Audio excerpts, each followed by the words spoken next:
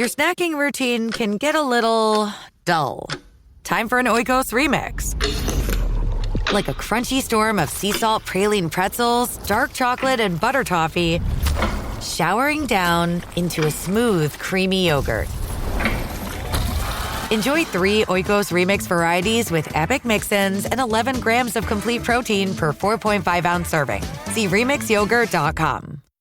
Custom window treatments are a small upgrade that have a big impact. No better time to shop than now at Blinds.com's Memorial Day Mega Sale. Blinds.com invented a better way to shop for window treatments, completely online with upfront pricing, no showroom markups, no salespeople in your home. Choose from classic shutters to outdoor shades and more, all backed by our 100% satisfaction guarantee. Shop Blinds.com's Memorial Day Mega Sale now. Save up to 50% site-wide, plus a free measure. Rules and restrictions may apply. The James Golden Show on the Red Apple Podcast Network. Welcome, my friends. It is Saturday morning. You know what that means. Saturday morning vibe is here. I'm James Golden, Bo Snerdley. If you would like to be part of the program this morning, 800-848-9222 is how you reach us, 800-848-9222. We are expecting, I can't wait, Princess Diana. I have a text from Princess Diana. Sounds like she's on fire this morning. Yeah, that ought to be fun. Also, Lizzie is back this week. I think. Yes, Lizzie is here. Lizzie Radabali is here with us. Our generational warrior, Lizzie Radabali, will be joining us, as well as America's small caffeinated mom, Rhonda Schrock. Later in the program, your calls, of course, are welcome at 800-848-9222. This has been a week of it. This was the big 100th day week. 100th day of the administration. I asked Princess Di to come on with me during the week. She's like, oh, no, I'm not going to do that because this is a made-up thing. And it does go back to Franklin Delano Roosevelt's day, the first 100 days. I was thinking about that this morning, and I thought to myself, why don't we pay attention to the last 100 days? Because if you look at the last 100 days of the Biden presidency, they tried to sneak so much harm onto the incoming administration and so much money out the door, like the $20 billion or whatever it was, the $20 billion, I think that they wanted to slide to Stacey Abrams. And who knows what else they did in the last 100 days of their administration that we will be finding out about. But, again, my friends, so much. And we have got stacked up so much audio content. Anybody like content? I want to create some content. I'm not going to mention a member of my family was out doing some gardening. No, I need to film it. I need to make some content. Okay. But we have so much that we want to get to in terms of audio presentations for you during the week, including Doge. Stephen Miller has just been outstanding. And there have been, but I want to start with a story that surprised me a little bit because I almost fell for it. And I know better. And it just never ceases to amaze me that after all these years, even when I see the headlines, sometimes I look and I say, what? And I did. I had a what reaction. The headline was in the San Francisco SF Gate, which is some of the San Francisco Chronicles article, et cetera, et cetera. All-out assault. Well, that'll catch your oh, by the way, quick diversion. Carlos, I have your story. I've been holding it, and there have been additions to it. Your favorite story. I have your story. I didn't do it yesterday. There are additions to it. Carlos has been enthralled with this story. Enthralled? enthralled. Enthralled. You have been captivated by this story. You've. It's a story that I first broke, and I'm glad that. Well, no, I'm not. Almost before any other journalist or commentator covered this story. It was an incident that took place on New York subways, and we have learned more and more details as the weeks have come by. And today, I think, is the coup d'état, the coup de grace.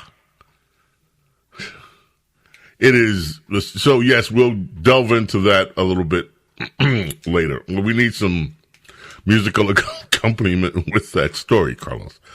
All right, so all-out assault, and I read it, and I was like, the headline, and immediately my first reaction was, what is this? What? Trump proposes largest cuts in National Park Service history. The Park Service would lose 40% of its funding, some of its land, under Trump's dream budget. But all-out assault is what got me. It's an assault. And the first thing that I thought, why would Donald Trump assault the parks? Oh no, the parks are being assaulted. The National Park Service would lose almost $1.2 billion. And funny, you notice they never tell you how much is left over. They're going to lose $1.2 billion. How much are they keeping? Okay, the Trump administration wants to reduce federal spending on national park operations by almost 40%. That means they're going to have well over $1.2 billion left to play with, as part of its broader agenda to shrink the size of federal government. Now we start hearing voices. This is the most extreme, unrealistic, and destructive National Park Service budget a president has ever proposed in the agency's 109-year history. Teresa Perino of the National Park Conservation Association. She's the president and CEO.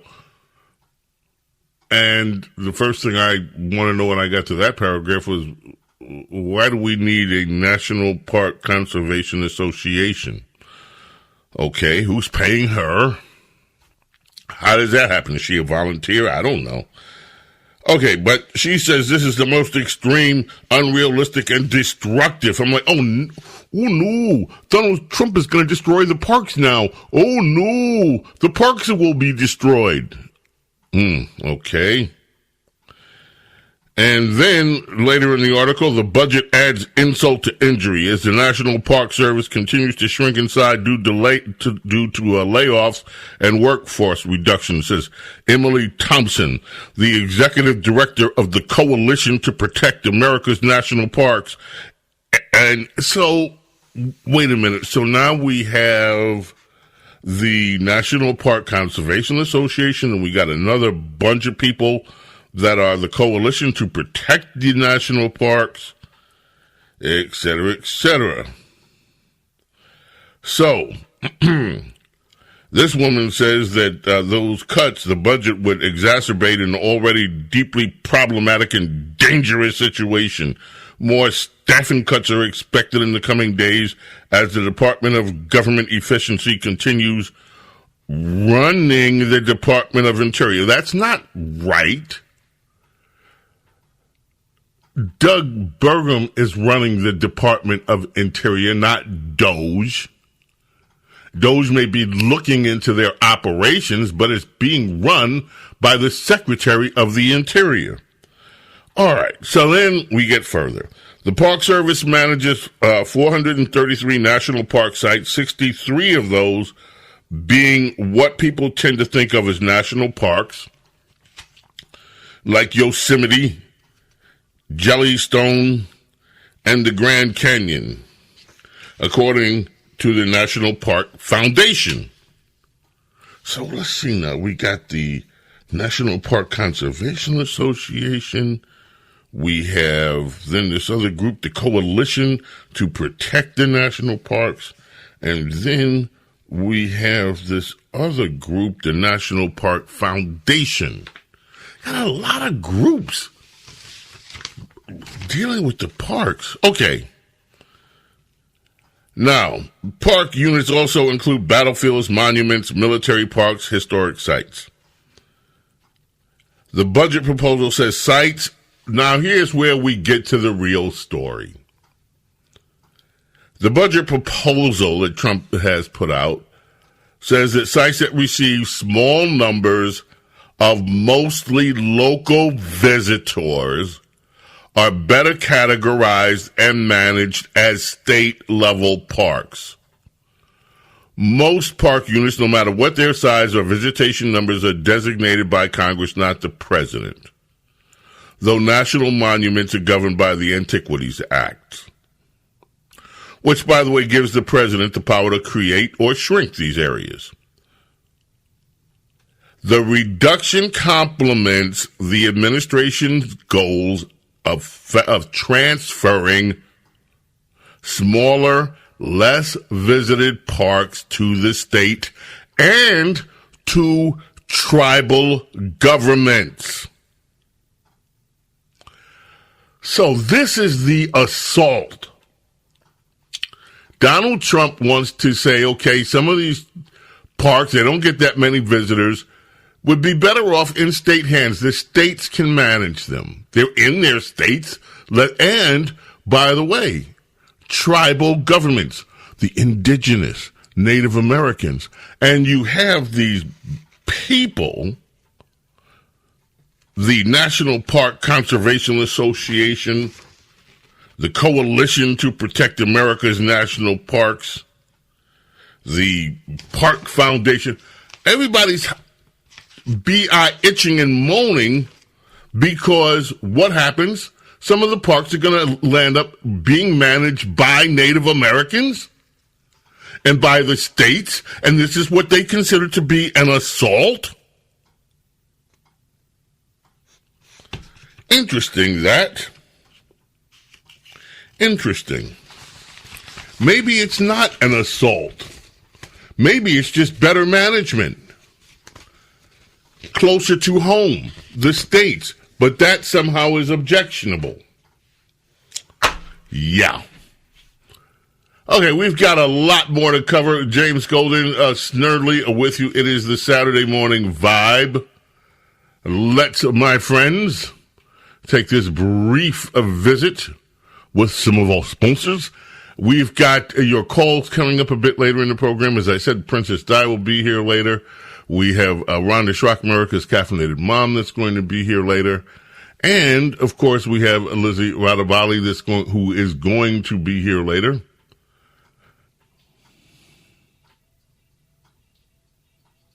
Sorry, I wasn't ready. I just picked up the Notorious B.I.G. since we are in New York, and I was in Brooklyn last night. So this is how you're going to start today, with Notorious B.I.G.? Yes, because he's a legend. Notorious B.I.G.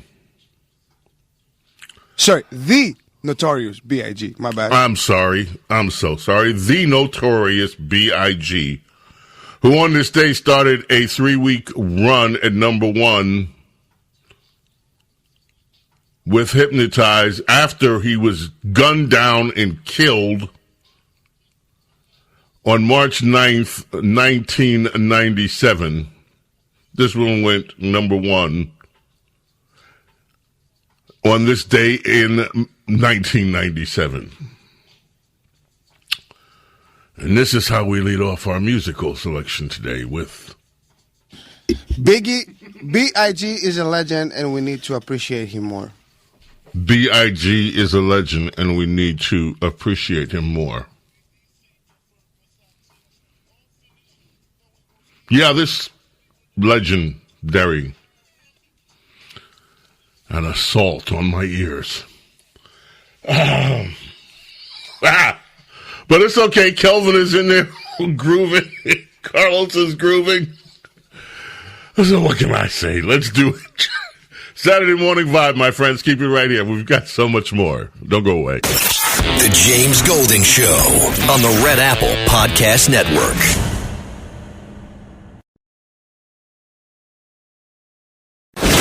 James Golden Show. Entertaining and informative on the Red Apple Podcast Network. If you voted for Trump, that does not mean we can't be friends. We're both adults. We can be cordial and mature in your f***ing dreams. I hope you despair. I hope the devil takes your f***ing soul.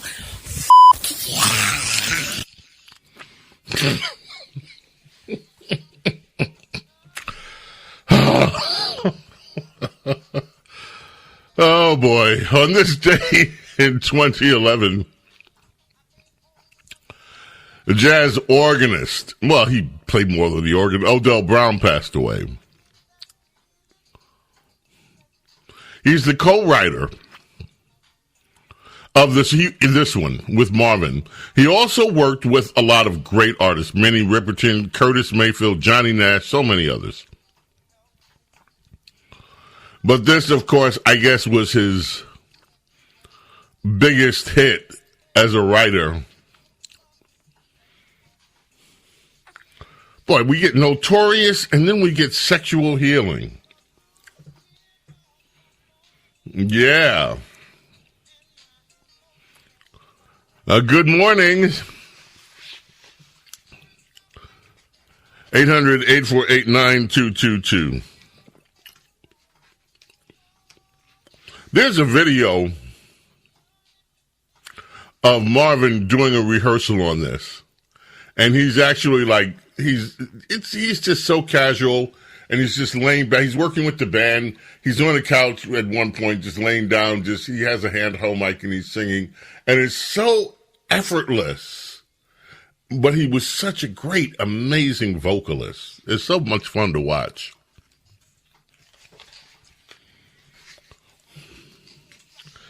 The U.S. economy, says the Wall Street Journal, shows remarkable resilience in the face of trade turmoil.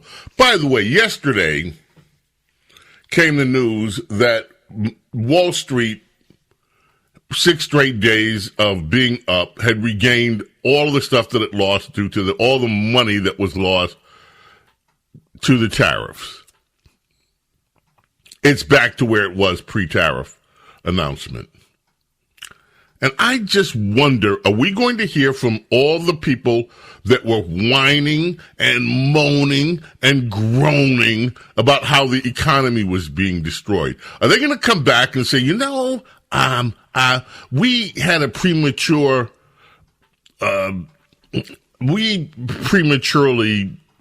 yes. We shall see. The U.S. economy is showing signs of significant resilience in the face of enormous pressure.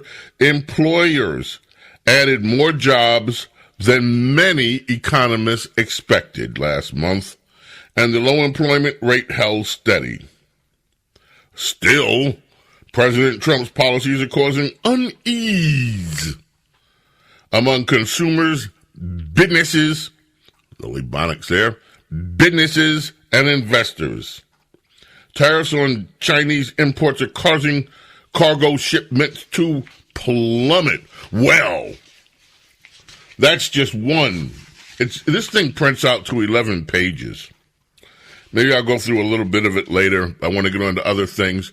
But this is New York Times this morning. Trump tariffs on cheap Chinese imports will cost big tech billions of dollars. Oh, no. First, the parks are going to be assaulted. Oh, no. And now, Trump tariffs are going to cause big tech to lose billions and billions of dollars. Oh, no. An expansion of the loophole for tariff-free shipments of goods nearly a decade ago gave rise to Temu, Shein, and other low-cost retailers offering items straight from Chinese factories at unfathomable discounts. It also unleashed something else, a cascade of billions of dollars of digital advertising that provided a windfall for Meta, Alphabet, and other technology industry giants. Now, because of the tariffs, they're cutting back on advertising, and the Times is, I guess, moaning in agony because big tech is going to take a little bit of a hit from it. Oh, no. James Golden, Snerdley. Don't go away. Stay right where you are. The James Golden Show on the Red Apple Podcast Network. The James Golden Show on the Red Apple Podcast Network. And now a word from Jasmine. As far as I'm concerned, you randomly kidnapping folk and you throwing them out of the country against their civil rights, against their constitutional rights. And frankly, how would they feel if some other country decided that they were going to just start throwing people randomly in our country? Like that is absolutely insane. So yes, all I got to say is y'all need to get these fools out of here. And then there's Ilhan. Congresswoman Omar, I'm Miles Morrell with the Daily Caller News Foundation. Do you think more of your Democratic colleagues should be traveling to El Salvador to advocate on behalf of Rodrigo Garcia? I think you should off. Yeah, I'm sorry, what, Congresswoman? Who should? You. Why me? We're not taking any questions right now, but here you go. Yeah, thanks. Hakeem Jeffries. Donald Trump and the Republicans in Congress have given us 100 days of chaos. 100 days of cruelty, and 100 days of corrupt behavior. That is not constructive leadership. It's a recipe for disaster. The American people deserve common sense leadership. The American people deserve compassionate leadership. The American people deserve courageous leadership that changes things for the better.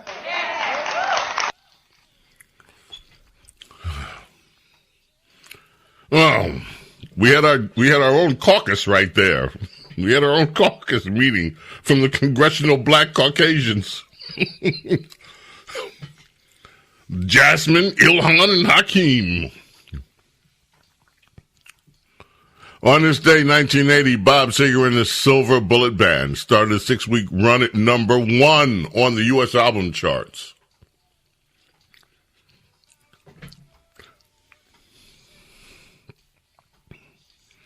I cannot tell you how much I love this song. I used to play this. I used to binge on this song.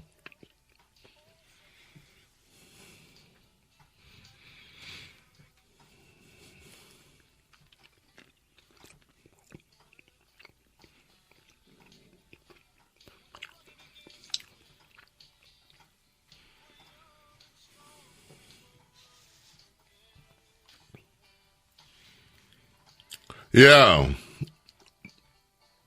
Bob Seger and the Silver Bullet Band at number 1.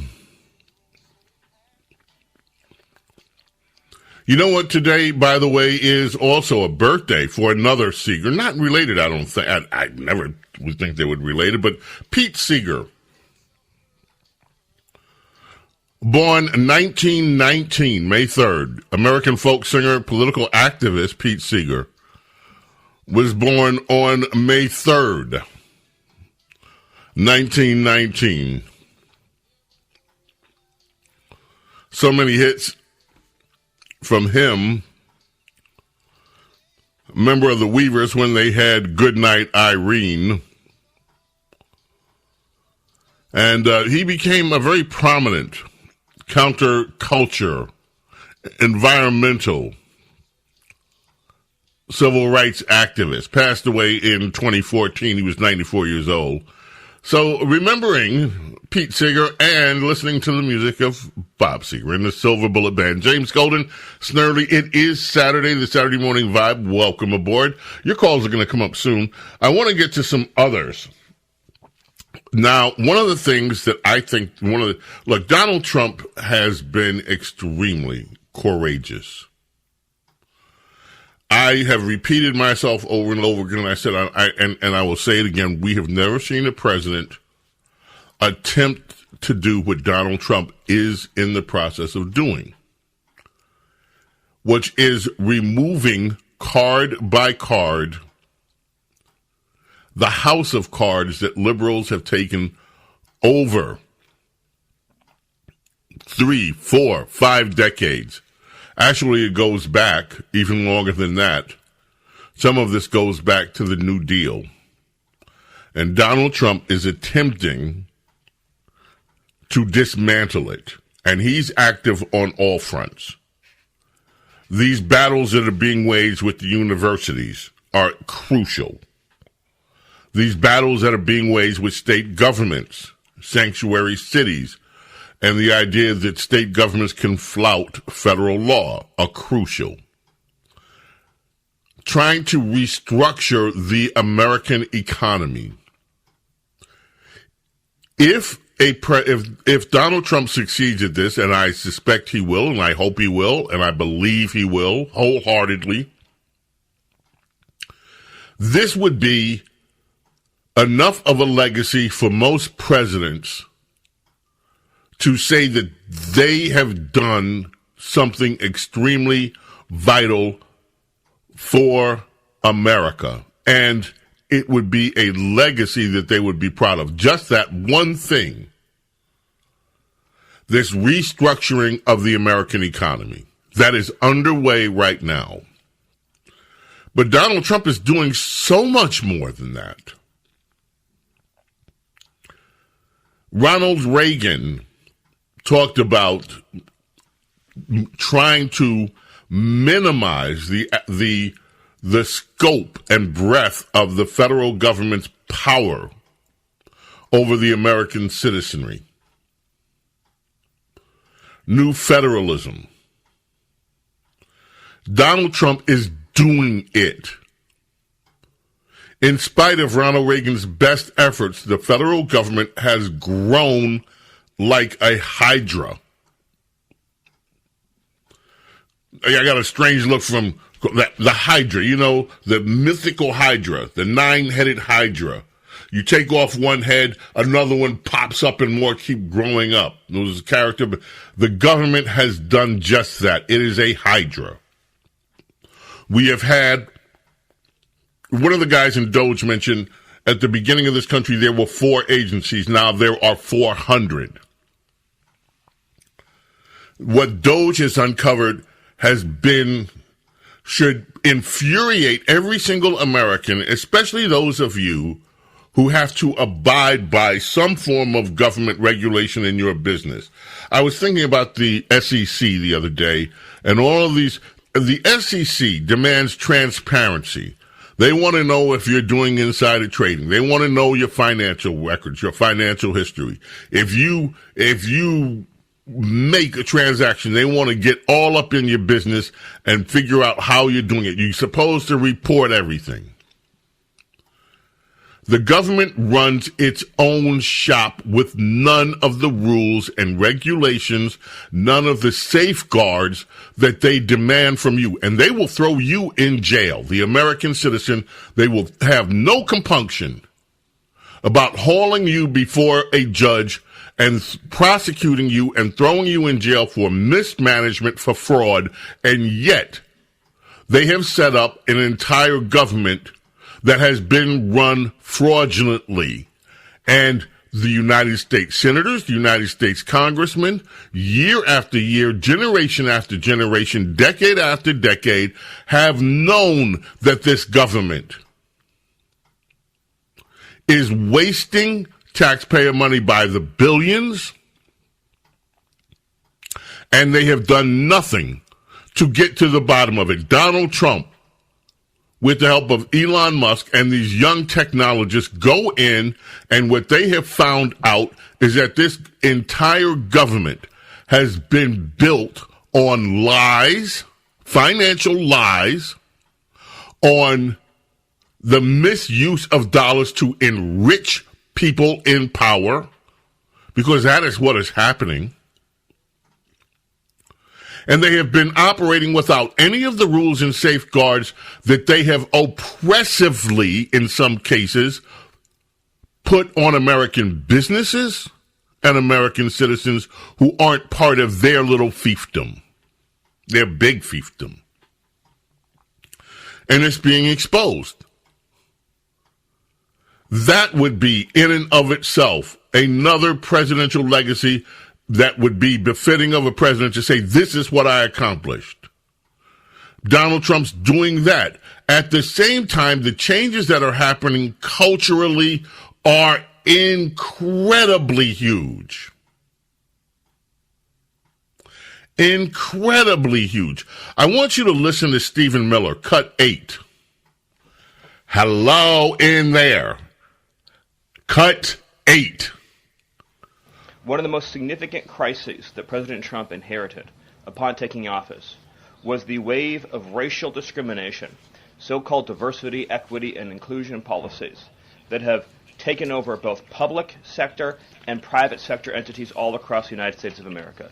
Perhaps the most dramatic example of this is that our air traffic controllers were being hired and promoted based on race and gender, not their ability to conduct our nation's air traffic. I would estimate that probably 90% of Americans would agree with the statement that airline safety should be based on your ability to keep, airline safety jobs should be based on your ability to keep planes landing and taking off and flying safely, not on what demographic box you check. President Trump has ended across the entire federal government all hiring, recruiting, retention, promotion, and training based on race and sex. This includes in our law enforcement agencies. So, again, when we took office, even in sensitive law enforcement, national security, and intelligence agencies, we were hiring individuals not on their ability to carry a weapon, not on their ability to keep Americans safe, not on their ability to conduct sensitive intelligence operations, but based upon race and sex. And obviously, that is unacceptable. It's going to be merit-based across the whole federal government. But this wasn't just the federal government. This was the private sector, and this was also, of course, our entire university and education system. So President Trump's Department of Justice, working with other departments and agencies, have made clear that this administration is going to fully enforce Title VI, Title VII, and Title IX of our Federal Civil Rights Code.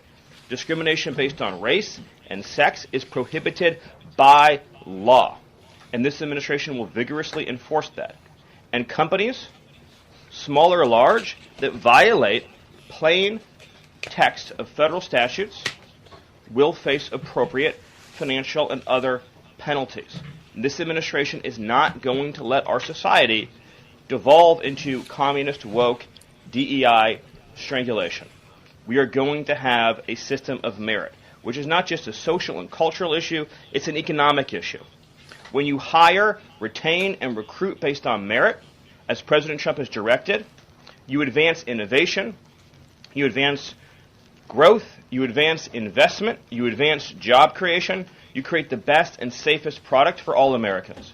When a citizen goes to, say, a hospital in a medical emergency, they don't care what race or sex their doctor or their nurse is. They want the best treatment they can get in that emergency. When they're flying a plane or when they're on an aircraft, they want that pilot to be the best pilot, the safest pilot, not caring what that pilot's race or sex is. This applies across the whole government. Now, this is stunning. So add to it. He is reorganizing the entire American economy.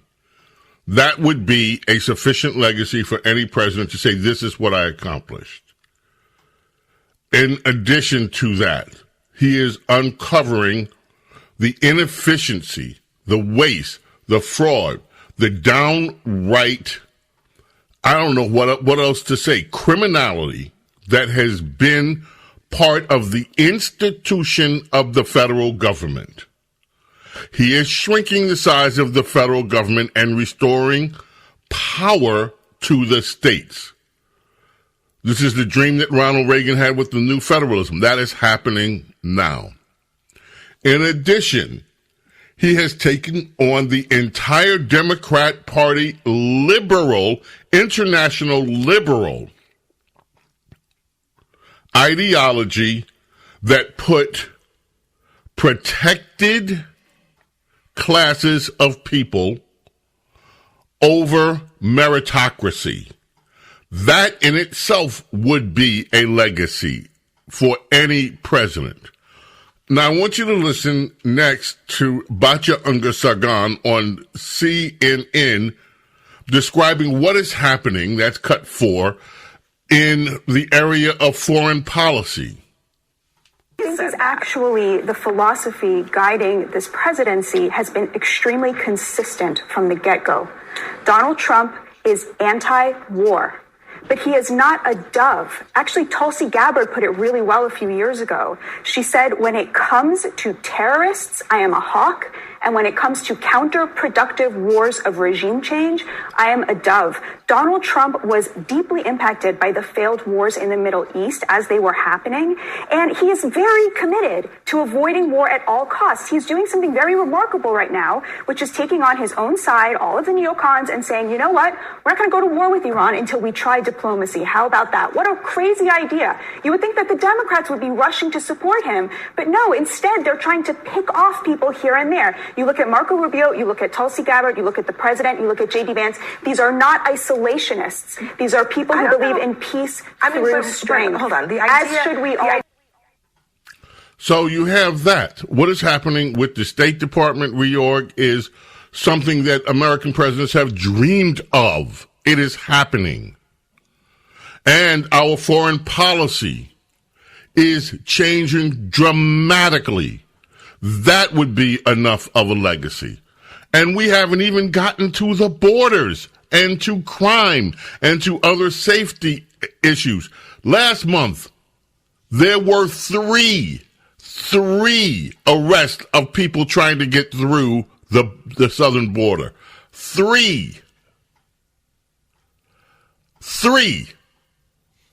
Compared to over 250,000 that were being attempted to try to get through every month during Joe Biden's presidency, down from 250,000 a month to 3. James Golden, Snerdley. It is the Saturday Morning Vibe. 800-848-9222. Tomorrow is the anniversary of this song going to number 1 across the pond. Here in the United States, it stayed number 1 for over 2 months. The year was 1978. The film, Saturday Night Fever, the soundtrack, dominating the charts. James Golden, Snerdley, keep it right here. The Saturday Morning 5 continues. The James Golden Show on the Red Apple Podcast Network. The James Golden Show. Entertaining and informative on the Red Apple Podcast Network. Heavenly birthday today for the soul brother number 1. The godfather of soul. The hardest working man in showbiz. Always rebranding himself, but the music spoke for itself. Change the game. And the things that James Brown brought in terms of grooves, the pocket, the funk, are still the basis for a lot of music that is being created around the world. Soul brother number 1, James Brown. Happy birthday, heavenly birthday. Passed away in 2006. 73 years old.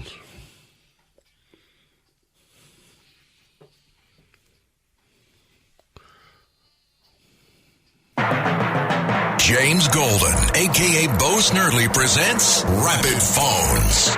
Rapid Phones, Volume 1. Let's start off with Mike in Long Island, New York. How are you, Mike? Hey, good morning, James. That was a fantastic essay. You just spoke about Donald Trump and what he's doing and his legacy. Brought to my mind another great president we thought well, not me, not us. A lot of people thought about, used 3 words to identify, was going to cement his place in history, and that was fundamentally transform America. When I heard that, my hairs on my neck went up. But 3 words, with 3 words, we're going to change. Donald Trump is changing it. He is fundamentally restoring America. And I'm going to tell you another one. You said that one. Let me give you one. Do you remember the guy that said the era of big government was over? Ha! And it had only just begun, and they institutionalized the deep state. That was Bill Clinton. You pointed out Barack Obama fundamentally transforming it. This is what I meant when I said this effort that Donald Trump is doing is taking out the cards that have built this house of cards that is the federal government for decades. And it goes all the way back, past Lyndon Johnson's Great Society, past FDR, the New Deal. And by the way, the Countess of Conspiracy has told me that the Hydra was not mythical. Okay, thank you, Countess. Thank you for the call. I appreciate it. Let's quickly know, because time is running out and we don't have a lot of it. Let me just quickly. John, what's your question? Quickly, John. Yeah, I'd like to talk about PBS. Trump wants to take PBS off the air. I hope not, because it's important. You don't want it to go. I want you to hold on. We're not done. If I heard him right, he doesn't want PBS gone. I want to get to the bottom of that. Anyway, hour number uno in the can. Hour number duo coming up. It is the Saturday Morning Vibe. Whatever you do, keep it right here. 800-848-9222 is how you reach us. Oh, we got a lot to go, so stay where you are. The James Golden Show on the Red Apple Podcast Network. This episode is brought to you by Progressive Insurance. Do you ever find yourself playing the budgeting game? Well, with the Name Your Price tool from Progressive, you can find options that fit your budget and potentially lower your bills. Try it at Progressive.com. Progressive Casualty Insurance Company and Affiliates. Price and coverage match limited by state law. Not available in all states. Mic check. 1, 2. Are we recording? Hi, I'm Michelle Bernstein, an award-winning chef, restaurateur, and mom. I have a lot on my plate, including my psoriatic arthritis symptoms. That's why I was prescribed Cosentyx. It helps me move better. Cosentyx secukinumab is prescribed for people 2 years of age and older with active psoriatic arthritis. Don't use if you're allergic to Cosentyx. Before starting, get checked for tuberculosis. An increased risk of infections and lowered ability to fight them may occur, like tuberculosis or other serious bacterial, fungal, or viral infections. Some were fatal. Tell your doctor if you have an infection or symptoms like fevers, sweats, chills, muscle aches, or cough, had a vaccine or plan to, or if inflammatory bowel disease symptoms develop or worsen. Serious allergic reactions and severe eczema-like skin reactions may occur. Learn more at 1-844-COSENTYX or Cosentyx.com. Ask your rheumatologist about Cosentyx. The James Golden Show on the Red Apple Podcast Network. Welcome, my friends. Our number duo is underway. The Saturday Morning Vibe. Have that second cup of coffee or first with us. Or if you prefer tea.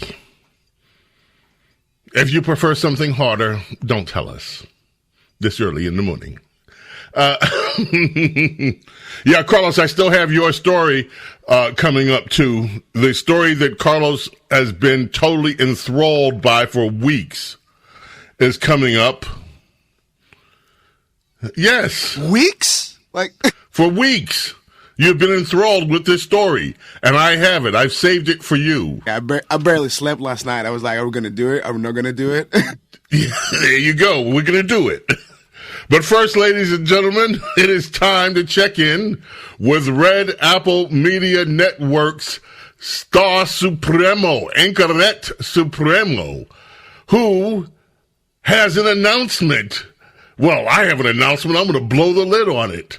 Our very own Lizzie Radabali, and congratulations are in order for our Lizzie, the voice of her generation. Hi, Lizzie. Hi, Bo. Thank you so much. I appreciate that so much. Thank you. Yes. Excited to be taking on new role here at the station, a new, more responsibility. I love that. More airtime, more time to talk to the people. Lizzie, you are going to have Red Apple Media is giving you your own show. Yes, which correct. is just, you have earned it, and congratulations to you, Lizzie. I can't wait to hear it. Thank you. Yeah, we started out, this morning was the first official premiere of the NewsHour Weekend Edition here. So yeah, that's going to be happening every Saturday and Sunday at 5 a.m. Going to be doing all the top headlines, talking to people about the top stories. So, really exciting stuff. I'm so proud of you, Lizzie. Lizzie. Learn from the best. Thank you, Lizzie. Lizzie, Florida. Oh my gosh. Florida. Don't this the best guy. headlines start with Florida man? They always start with Florida man. It's all, and you just buckle in and you don't know what you're about to get into. Okay, the headline starts Florida man. Tell us the rest.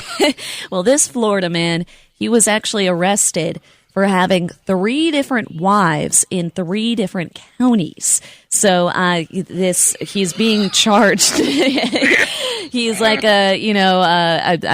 Joseph Smith. That's the founder of Mormonism, Joseph Smith wannabe. He is being charged with felony bigamy, which, is when you have multiple wives, because that's illegal in the United States. You cannot, it is 1 wife per man. That is the rule that we have set here. So he just broke that rule. He actually kind of, really deceived these women too. So I actually have a little bit. He didn't tell them, huh? No, of course not. Any woman would be like, I can't speak for all women, but I guess, I presume as a woman myself, and some guy says, oh yeah, after we get married, he's like, I actually already have 2 other wives. I would literally run to the courthouse and get that annulment as soon as possible. But so, yeah, these women had no idea. We actually have a bit of audio from ABC Tampa Bay there with the wives talking about this situation. There are no safeguards, and that I feel like that's part of where the system failed. He took each one of us to a county over to get married in. If the counties did talk, that would have saved me a lot of heartache, a lot of money, a lot of stress. Yeah, so that was 3 different voices of all the 3 different women who are now kind of just stuck in this web of confusion and lies from this guy. So who's at the center of all this? This is a guy, this Henry guy, Henry Betsy Jr. He is at the center of this story. This all started actually in 2020, mind you. So right in the middle of the pandemic. In November, actually. So yeah, right in the midst of the pandemic of November 2020, he meets his first wife, and they get married very quickly. They meet off of Tinder. That's where these 2 met, and then he gets on another dating app, Stir, which is especially aimed at matching single parents. And that's a sticking point for me, that he kind of targets these women like they're all recently divorced or, single parents. I mean, he's specifically aiming at these more vulnerable women. I mean, it's kind of despicable. It is despicable. And then a few years later, he goes on Match.com and meets wife number 3. All while still being married to wife numero uno. Well, okay? Lizzie, can I just offer you another point of view on this? Oh, let me hear it. An old philosopher once said, Lizzie, on the spice rack of life, variety is next to oregano. Well, there's also an old saying, happy wife, happy life, and none of these women are happy. This guy is doomed to be miserable. Well, because he lied to them, Lizzie. Yeah, and he lied. He didn't tell the truth. Lizzie, there are situations where guys actually and the wives get along. Multiple wives is not uncommon. Biblically, it used to be kind of commonplace. Guy had a bunch of wives. In some religions, it still goes on, where it's actually permitted to have more than one wife. Well, yeah, I will. Now, let me just say this. Legally, even in Utah, the land of the Mormons, you cannot have more than one wife. Lizzie, legally. Lizzie, let me just say this. Also, given how the mindset of many women today, I don't know why a man would want to have more than one. But, like I said, old philosopher, on the spice rack of life, variety is next to oregano. Well, if the couples, if the thruples agree. But this guy didn't do it in the open. He lied. No, and that's unconscionable. Yeah, and I can tell you, you're wondering what would motivate this guy, to do this. Money. He was going after these women's money. He was targeting specifically recently divorced women to go after their alimony payments. And he, the first thing he said after they got married, all three of these women, he's like, oh, we need to make a joint checking account right now. We need to make a joint bank account right now. I mean, he was a scammer. He was a scammer. That's not nice. He was a scammer. And yeah, the way he did it was just truly disgusting, going after these women. And I do have to say, bring up, so there is some accountability that must be had for these women. I mean, one of them, his latest wife, who we met on Match.com, they met and got married within a 3-week span. I can't even make, there's decisions that I've mulled over more than 3 weeks that are way more minor than marriage. So you don't believe in love at first sight, huh? I believe in where's the romance, scoping Lizzie? out the Lizzie, scene. where's the romance, Lizzie? Where's the romance? Come on, Lizzie. It can happen. You can meet the love of your life and the two of you just know. And it just clicks. And you don't need a year to figure it out. It can just happen in an instant. And both of you feel the vibe. Both of you are in it. Anyway, Lizzie, I'm already getting disturbing messages. Like, I would say something like that. I was repeating a philosopher. I did not coin that phrase. That on the spice rack of life, variety is next to oregano. I didn't coin it. The James Golden Show on the Red Apple Podcast Network. James Golden Show. Entertaining and informative on the Red Apple Podcast Network. It's Jackie Jackson's birthday, ladies and gentlemen. James Golden, Snerdley with you here, the Saturday morning vibe. Yes, I was saying we can hear Lizzie. I couldn't hear Lizzie. We had a little technical thing happen there. But Lizzie is here. The Jacksons are here. It's Jackie Jackson's birthday. It's tomorrow, actually. But happy birthday to the incredible Jackie Jackson from the iconic Jackson 5. So many hits. We could spend all day playing the Jacksons' music. Lizzie. Hi, Bo. We're back. Yes. Hi, Bo. By the way, Lizzie, I got to say something to you. Again, congratulations on your program. Thank Red you. Apple Media has rolled out 3 programs. Yours is one of them.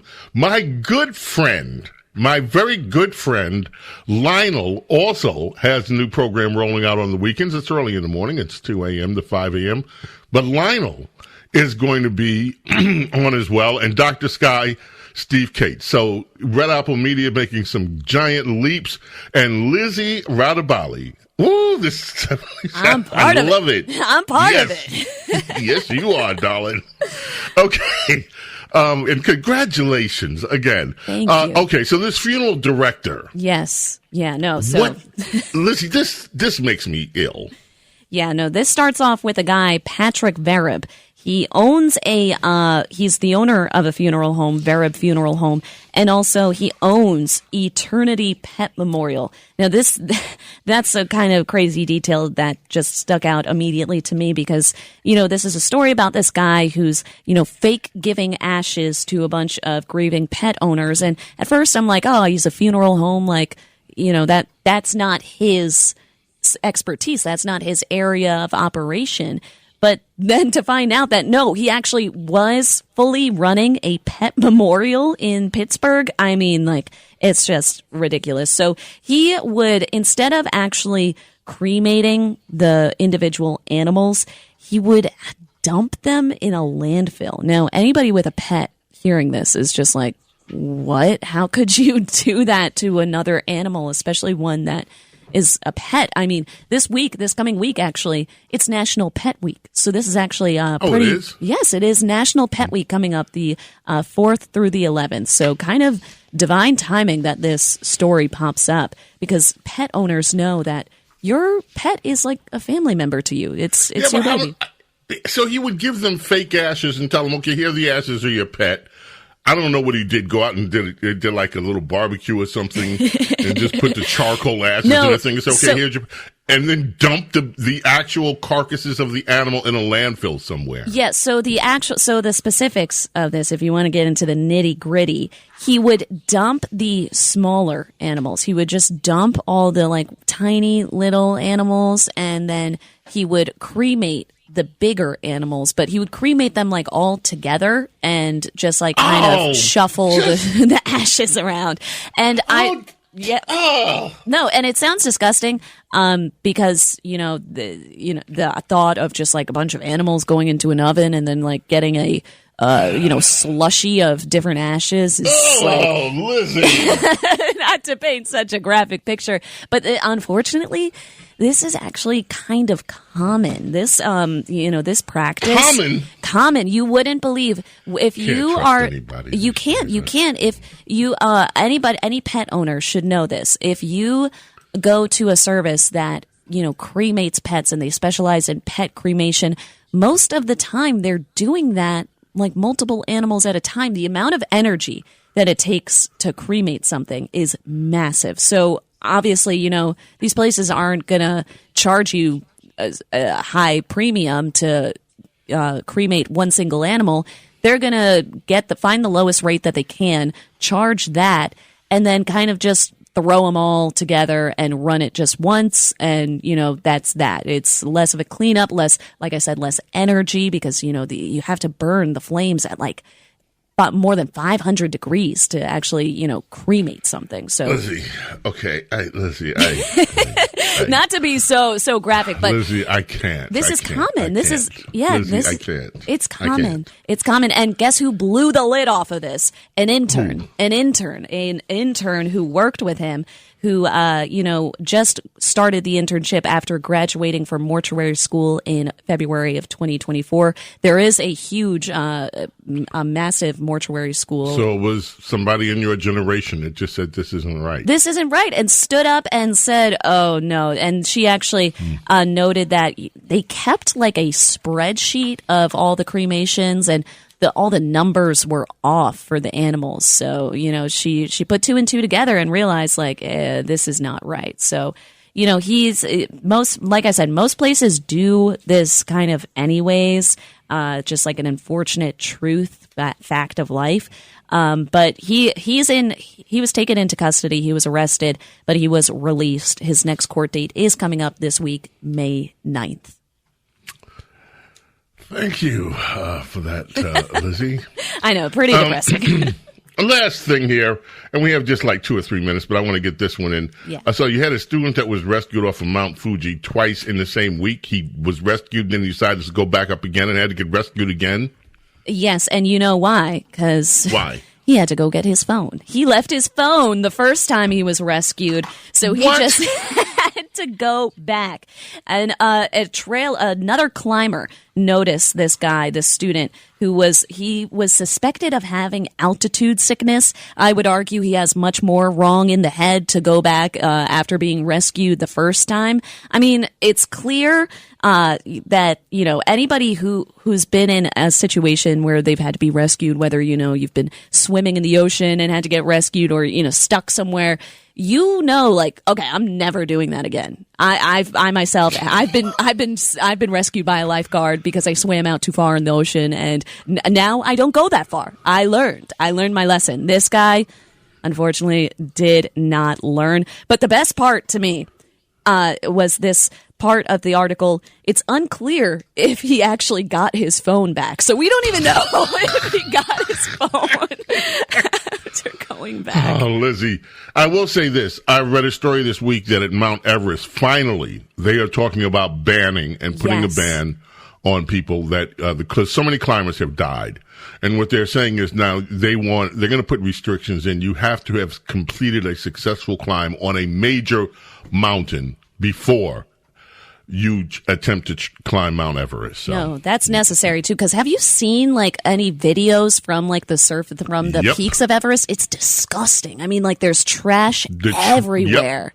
Everywhere. Like they need to do something about that because who even wants to go? And apparently they're going to do something about it. They better and should. Lizzie, thank you as always, my dear, and congratulations again to you. Thank you so much, Bo. Thank you for everything. James Golden, Snerdley, my friends, we are here. The Saturday Morning Vibe continues. A little bit later in the program, Princess Diana will join us. I cannot wait to hear what Princess Diana has to say. I cannot wait later on to check out America's Small Caffeinated Mom, Rhonda Schrock, and I can't wait to speak with you. Your calls, of course, are coming up too. James Golden, Snerdley, it is Saturday morning. It's our Saturday Morning Vibe, 800-848-9222. Whatever you do, keep it right here and do not dare go away. The James Golden Show on the Red Apple Podcast Network. Ryan Reynolds here from Mint Mobile. I don't know if you knew this, but anyone can get the same premium wireless for $15 a month plan that I've been enjoying. It's not just for celebrities. So do like I did and have one of your assistants switch you to Mint Mobile today. I'm told it's super easy to do at mintmobile.com/switch. Upfront payment of $45 for 3-month plan, equivalent to $15 per month required. Intro rate first 3 months only, then full price plan options available. Taxes and fees extra. See full terms at mintmobile.com. Smart Water Alkaline with antioxidant. 9.5 plus pH, now in cans. Refreshing. Made for every way you move. Should I run a marathon? Let's start with finishing that water. Smart Water Alkaline with antioxidant, now in a sleek can. For those with a taste for taste. Grab yours today. The James Golden Show on the Red Apple Podcast Network. Now, it's time for Protecting Your Future, sponsored by Colonial Metals Group. Here's James Golden, a.k.a. Bo Snerdley. My friends, protecting your future, avoid making mistakes. Oh, that sounds simple. What are the biggest mistakes people have made when it comes to their own finances? Newsweek has an article about that. Americans reveal the biggest financial mistakes, things that they regret. You can find it at Newsweek today. And it was a new survey by Talker Research that did this on behalf of Newsweek. And they revealed the biggest things that people regret when it comes to their finances. Carlos, what do you think the number one thing most people regret about the way that they've managed their money? The number one thing. Buying a house back in 2008? Nope. Kelvin, what do you think it is? The thing that people most regret. Say, if I had this to do, I wouldn't do it. Or the thing I most regret about managing my money. I might be off here, but I want to say student loans. No, actually. Although these days, you know, Princess Diana spent some time with us last week uncovering this whole scam racket, how these students have she blew my mind and actually changed my opinion on the way I look at this whole student loan thing, because she revealed how many of these students have gotten, and their parents have gotten, totally scammed by these student loans. They entered into an agreement, and the back end, they had no idea that they were going to end up owing as much money as they owe. Yes. I mean, some because we played a lot of cuts like 2 weeks ago. Some of these students sounded like very dumb, blaming their parents for their misfortune into the whole student loan thing, which I think is dumb. Like, what? Like, yeah, but as it turns out, that's why it was so important when Diana and I do want to talk with her about that further. She explained the nuts and bolts of how these things worked. This thing has been a total ripoff. for many parents and for the students. But that's not the number one thing. The number one thing most people regret is, and when I say it, you're going to say, oh, yeah, falling into credit card debt. See, there you go. Yes. Maxed out credit cards, missing payments, credit card debt is the most common thing that people say to protect your future, while they're saying the biggest thing that they regret. Here's this number 2, and you guys better pay attention because you're still young. All of you, pay attention. You too, TJ. Not saving enough money for retirement. One day, you will be older. God willing, you live that long. And this one is not going to show up until you start thinking about, damn, I want to retire. Hundreds of respondents wish they had started saving earlier, not investing in your 401k. Number 3 on the list, buying cars that you can't afford. Number 4, helping others at their own expense. A surprising number confessed to lending money to friends, family members who never paid them back, loaning money to people who don't pay you back.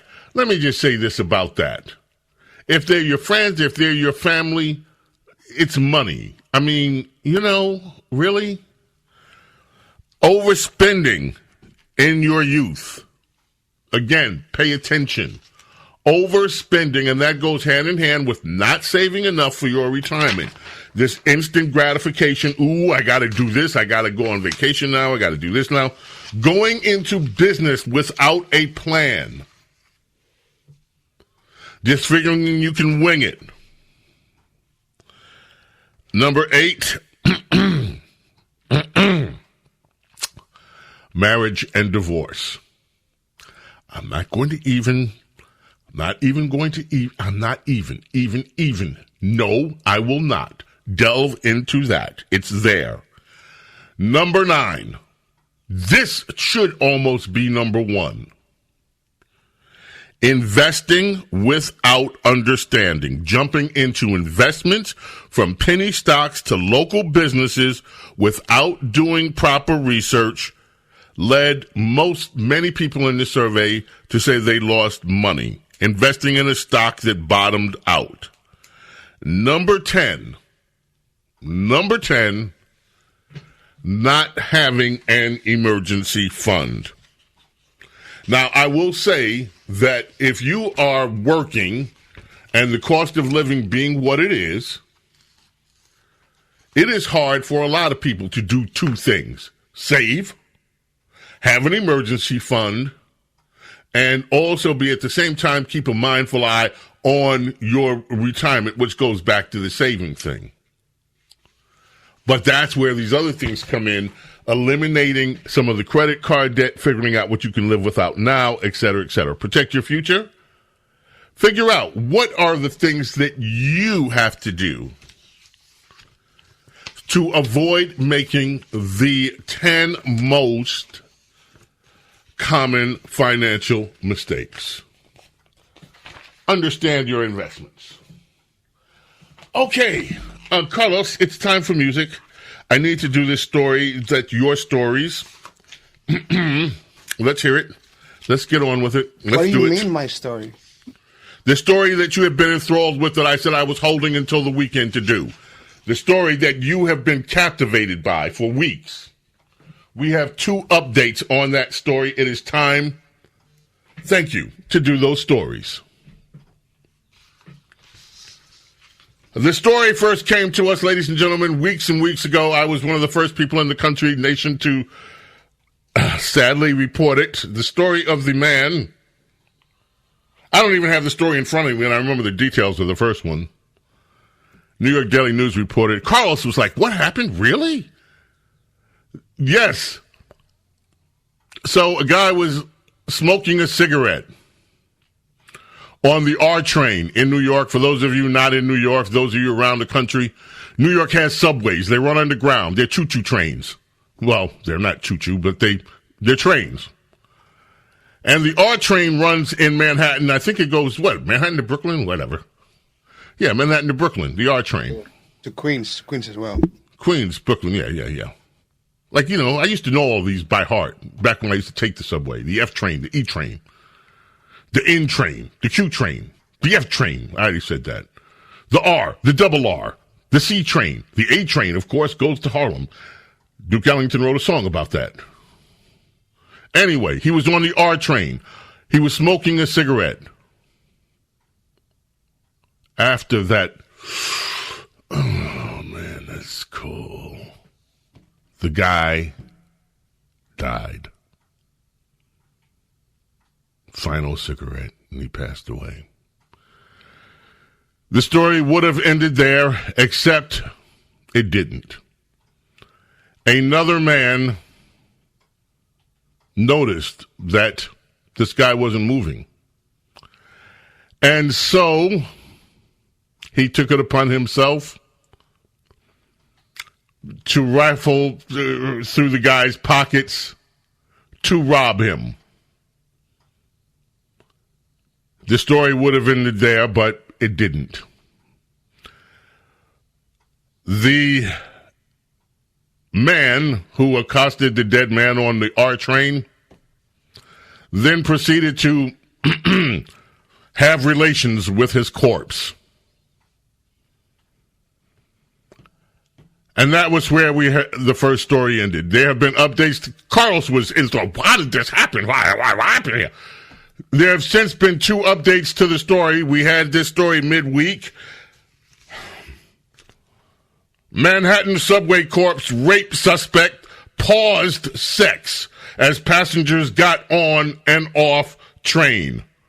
Prosecutors. A man accused of raping and robbing a corpse in Manhattan subway car violated the dead body for nearly half an hour. Pausing only when the train pulled into stations to let passengers on and off, prosecutors said this past Tuesday. The victim, Jorge Gonzalez, 37, had been only dead for about 30 minutes before Felix Rojas, 44, approached the body and started rifling through the dead man's pockets. Rojas then straddled the corpse's head and orally raped the body as the late-night R train rumbled through Manhattan, taking breaks when the doors opened to accommodate passengers. The defendant was careful enough to stop what he was doing as the train would approach the stations along the line. He even took the time to sit down and act inconspicuous as passengers entered the train car. And after he did that to the victim's head, the article says that he then positioned the body just right, stepped on the bench, straddled the corpse head, mounted his legs on the... This gets detailed, never mind. He then grabbed the victim's head with one of his hands and thrust his hips continuously.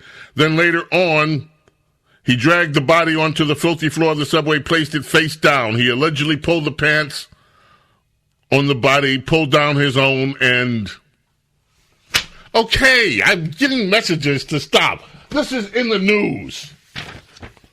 But we're not done. It would have ended there. But it didn't end there, folks. We have more. Carlos, I know I'm only doing this because I know about this story. There's some sick people in this world, folks. There's some real sick people out here. Okay, here's the latest, ladies and gentlemen, from the New York Post. Sicko, charged with raping corpse on New York subway, is illegal immigrant who crossed the border at least 5 times.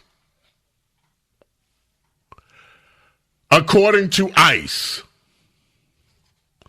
the depraved deviant who allegedly raped a corpse on a Manhattan subway train for 30 minutes is an illegal immigrant who crossed into the U.S. from Mexico at least 5 times before finally getting locked up over the sick act. The Post has exclusively learned. Felix Rojas, 44, unlawfully crossed U.S. border on several occasions in the 1990s before being caught by Border Patrol agents and voluntarily returning back. But he apparently crossed the border at least one more time and remained undetected by immigration authorities until New York City Police Department cops arrested him Sunday night in connection to the shocking defilement of 37-year-old family man Jorge Gonzalez, who died suddenly on the R train nearly 3 weeks ago after smoking a cigarette. What? Okay. Surveillance. Okay, we already know all of that, so I'm not going to go through the details. Okay, Carlos, please don't ask me about this story anymore because people are bombarding me with messages telling me that this is too much. And all I'm trying to do is a public service to keep people informed because you demanded it. I need to go to a break. Okay, folks, that's the last of the story, unless the story doesn't end there. And then there will be more.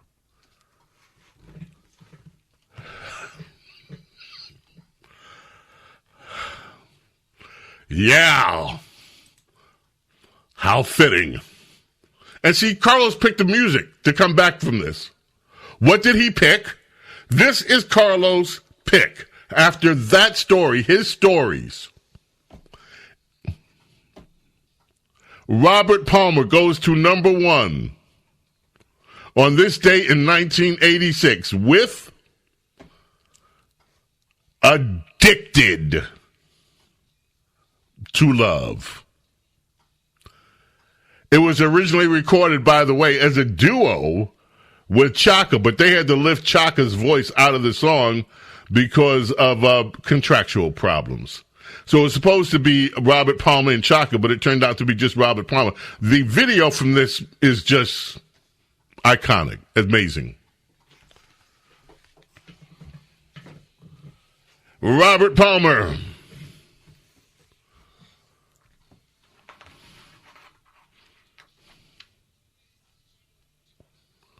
Not on the subways, folks. Carlos, I'm not doing this story anymore, no matter what you say. The James Golden Show on the Red Apple Podcast Network. 28 years. He's been here over 30 years, and I want everybody to know, nobody gives a if you have family, if you have kids, they don't give a if they're taking your husband or your father away. They are taking my husband away. These are FBI agents who work for Border Patrol. Okay? I want everybody to know my family was just separated. They have taken my kid's father and they don't give a They have taken my husband away. I want everybody to know. They have taken my husband away. They don't care if they're separating families. Please, I need somebody to help me. I want everybody to know what they're doing. They are taking my husband away. They don't give a Hi, that's tragic. I guess he was here illegally. I mean, this stuff is heartbreaking, and I'm not making fun. I mean, this is disturbing. But there's this thing. It's the law. On this day, well, tomorrow's the anniversary of Nick Ashford's birthday. Nick Ashford, Nick and Valerie. Ashford and Simpson. Nick Ashford, Valerie Simpson. Two of the greatest songwriters of our times. This is one of those that they wrote. Ain't no mountain high enough. You're all I need to get by. Nothing like the real thing. Reach out and touch somebody's hand. They wrote a lot of the stuff for Chaka's first album. I'm Every Woman is one of theirs. You could go on and on and on. They had hits on their own, Ashford and Simpson. Keeps Me Hanging On. So many hits. This is a dynamic couple alike nobody else. As a duo of songwriters, performers. I have an interview with Valerie Simpson that you can track down, Red Apple Media Podcast. Valerie's amazing. Nick was amazing. Ashford and Simpson. Happy heavenly birthday to Nick Ashford. Passed away in 2011. And by the way, they were broadcasters too. Used to do a morning show. Did very well. All right, let's head back quickly to the... James Golden, a.k.a. Bo Snerdley, presents Rapid Phones. Round 2, Rapid Phones. John in Queens, we had to stop you last time. Thank you for being so patient. Now, what was it that you wanted to say about PBS? Yeah, they have a lot of shows on, like Do Up, and they have in the 60s and the 70s. So I hope they don't take it off. Okay, so you hope they don't take NPR off the air, right? Yeah. Okay, can I just explain something to you? That if NPR does what every other broadcaster does, hire a sales staff, go out and sell commercials, sell ad time, and compete, that there is no reason that they would have to be off the air.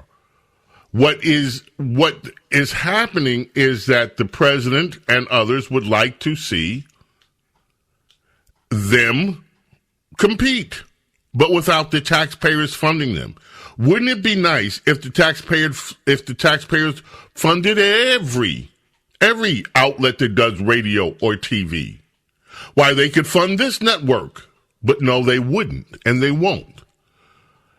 The problem is that it is not the taxpayers' responsibility to fund that, bro. And I understand you like their programming, and that's great. And millions of others, apparently, well, not so many millions of others, but some like the programming, and they should be able to be self-sustaining. Just all we are saying is, give competition a chance. Go do it yourself. Go play in the big leagues. Stop relying on the taxpayers to fund you. You are not entitled. You, just because you're nice, good, liberal people, are not entitled to live off of the government. And that's the only issue with PBS. That's it. Thank you so much, John. You're so patient, and I thank you for the call. Thank you for holding on. And I hope that it does. I hope they continue to provide you with the programming that you like, just not with the taxpayers paying for it. That's all. Mark in Staten Island, you are up next. Thank you for waiting. Good morning. I'd like to tell you about in government. There's a policy of spend it all now, or you'll be cut by that amount next year. For instance, a friend of mine worked for the Housing Authority as a Boilermaker. One year, he saved a lot of oil. He told his boss this. His boss said, makes no difference. You got to burn all of it before the end of the fiscal year, or we'll be cut by that amount next year. What a freaking waste. Let me tell you something, Mark. Not only have you nailed that, but then you add that to how the federal government works, which is called baseline budgeting. Rush Limbaugh spent a lot of time explaining this to Americans. It has been a while. We need to re-explain baseline budgeting, because this is the way that the government self-perpetuates. It is written into the law that every year, and I'm just going to give you the really short bullet point on it, you have to spend more money than the year before. The way that they construct their budgets is with an automatic increase, which is why you get these situations. You better not spend less money. It is insane. And that's the short version. My friends, we are at the conclusion of our number duo and Carlos's favorite news story. Our number trio coming up. Princess Diana will be here. America's small caffeinated mom, Ron Schrock, will be here. Do not go away. You be here too.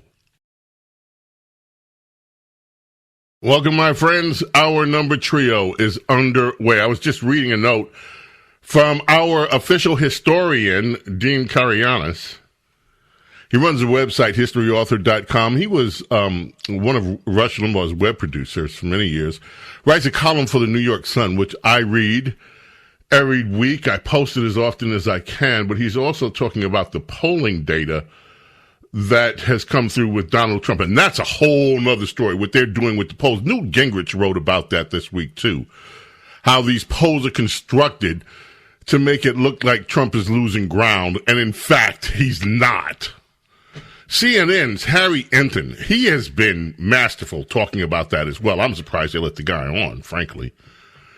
But, and Carlos, by the way, is now asking me to update the Jeffrey Epstein stories. He didn't have enough the first time. He wants Epstein news now.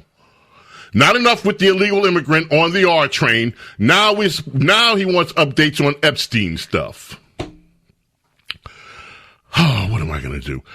Ladies and gentlemen, I know what I'm going to do. I'm going to turn to the voice, the real voice. It's time for Radio Royalty with James Golden and America's Princess of Policy, Princess Di. The Ness. She is all goodness. She is all wonderfulness. She is all royalness. She doesn't ride the R train, probably never has and never will. She doesn't ask me to do updates on stories that just leave people aghast. Instead, she brings us information that we so desperately need. We are her peeps. She is the majesty, her royalness. Princess Diana is in the house. Good morning, Your Highness. Good morning, Sir James. That makes me laugh every time. It's so fun. So wonderful to hear your voice. Well, thank you. Have you ever ridden the R train? Never mind. I used to commute to the studio from Westchester, and I would take the subway from Grand Central, but I don't remember the names of the trains. Probably not. Yes, whatever you do, just, anyway. So, Your Highness, what is on your mind this morning? Well, one of the things that I really enjoy doing is when I am privileged to speak to you is to basically report the unreported encouraging news, because the media is so slanted and so negative on our point of view as, pro-America First Trump supporters or conservatives or Republicans.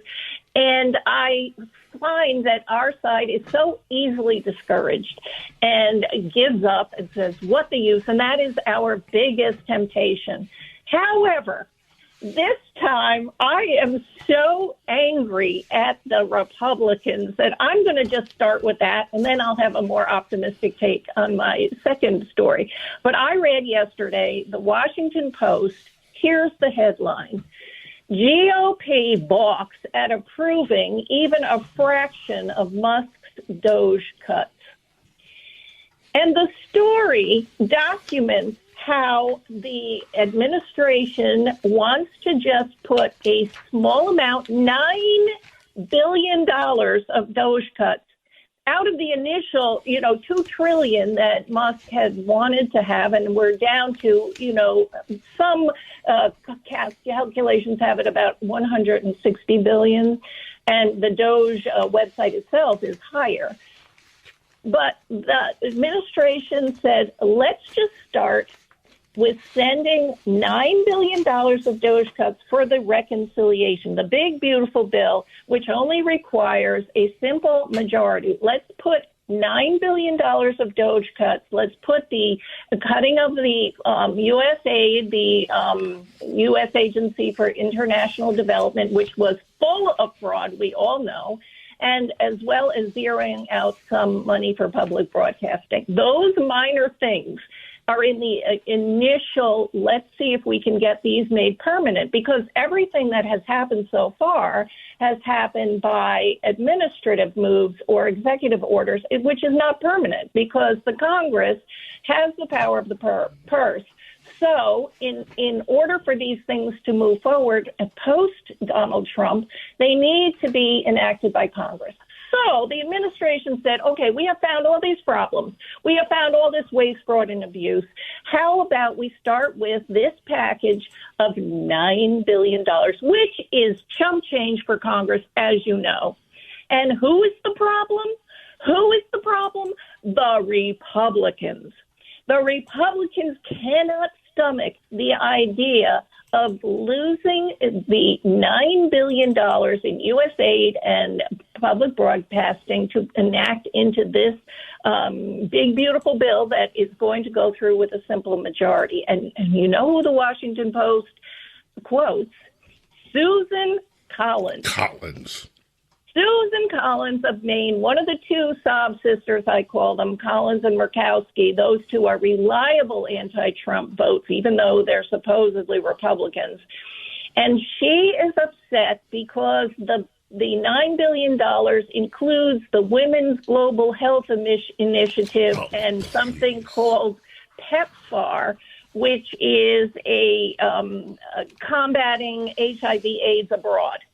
So those two things, she cannot stomach losing. And so she is not on board. And I am sure all the other usual anti-Trump suspects are in the Senate are not on board. And then in the House, Tom Cole, who chairs the Appropriations Committee, said that this would be so difficult to do because he has such a tiny majority. The Republicans have such a tiny majority. This is going to be so bad and so difficult. And he says, do you really want to roll out and have a failure?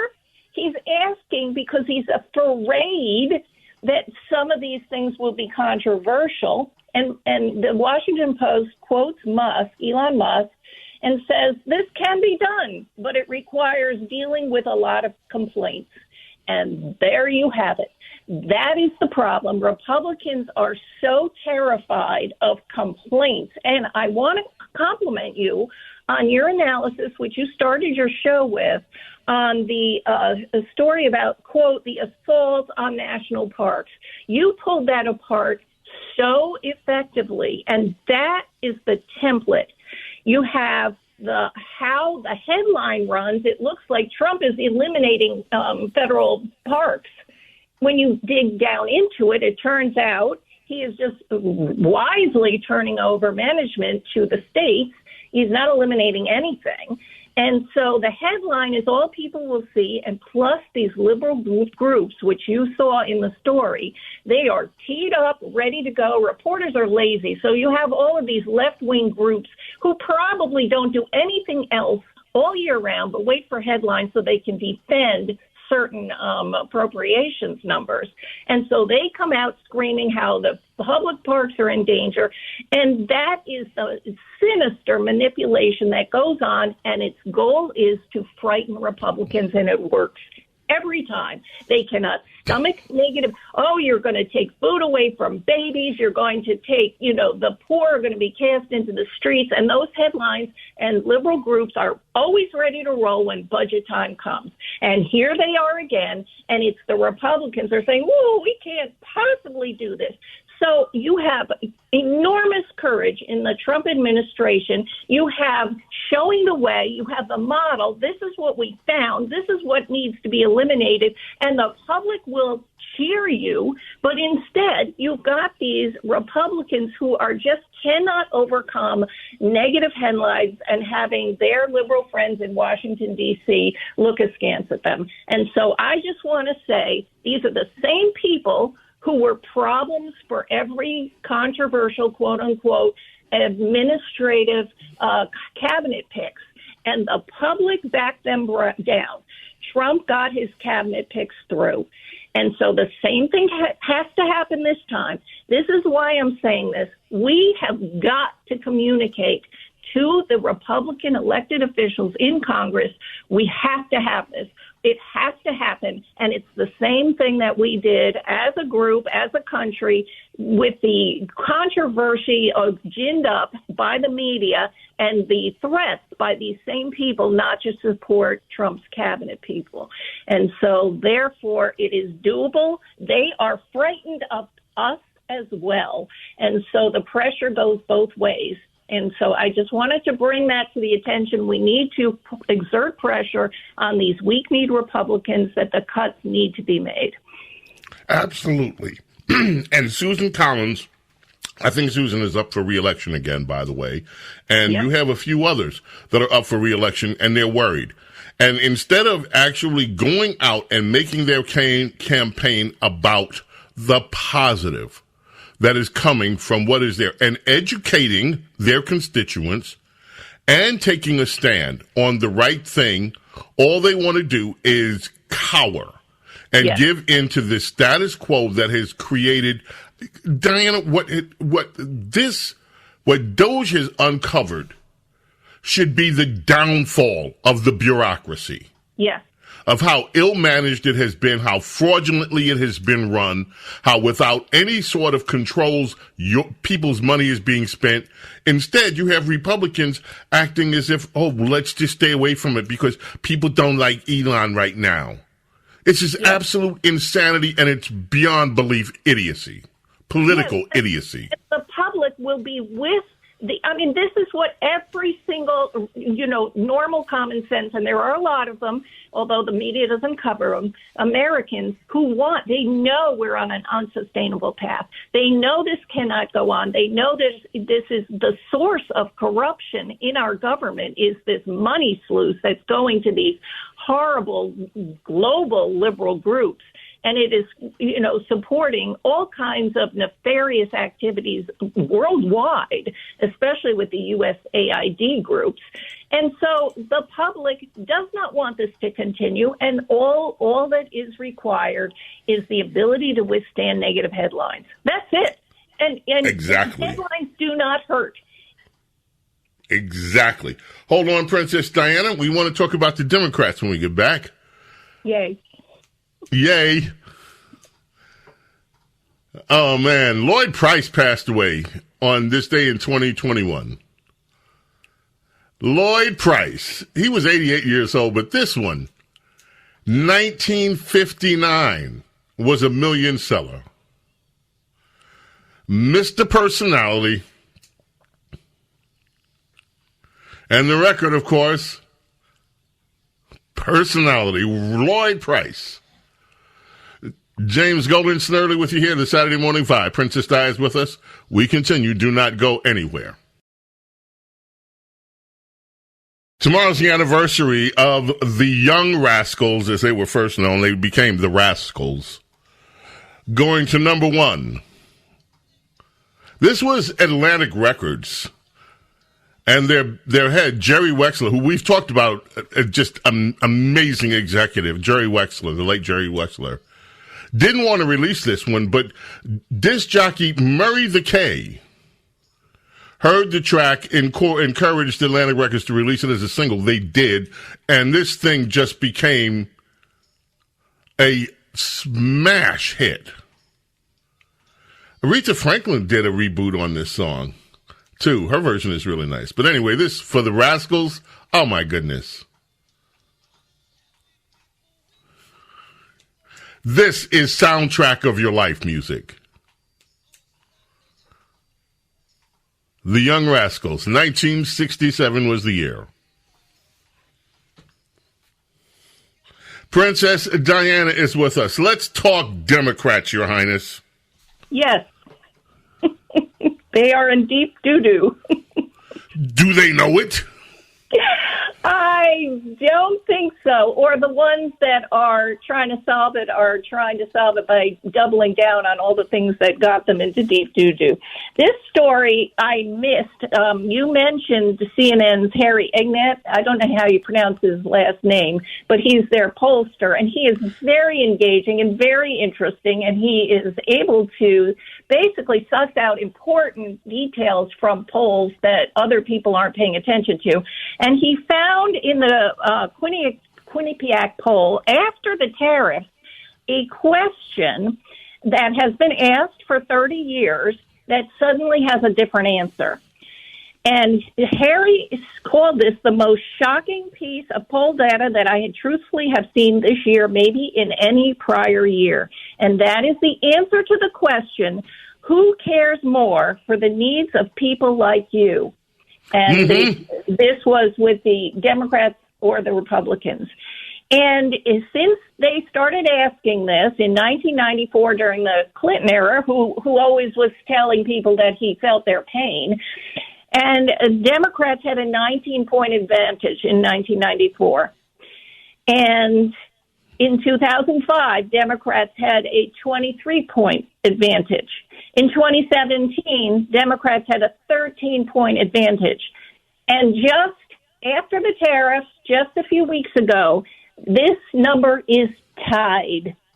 For the first time ever, Democrats and Republicans are tied, 33% to 33% on the question, who cares more for the needs of people like you? So the analysis that I have been reading is that this is the most that Dems have given up their biggest political card. And according to the Federalist, the surrender of the most potent and enduring advantage any party has ever enjoyed in America. And that goes back to FDR, when the Democrats were called the party of the little guy. They have systematically given that up. I know you and I have talked about before, our boss, Rush, always noticed the Thomas B. Edsall piece, The Future of the Obama Coalition from 2011, where the Obama administration explicitly abandoned the white working class.